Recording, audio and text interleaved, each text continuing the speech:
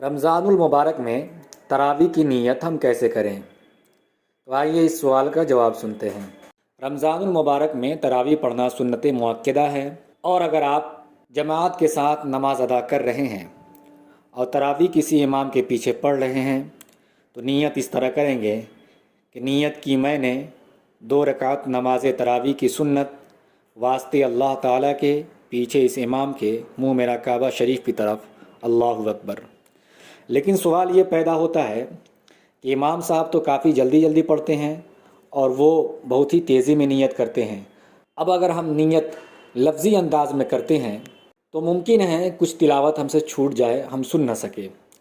لہٰذا ایسی صورتوں میں آپ اللہ اکبر کہہ کر ہاتھ مات لیں، اس لیے کہ نیت دل کے ارادے کا نام ہے۔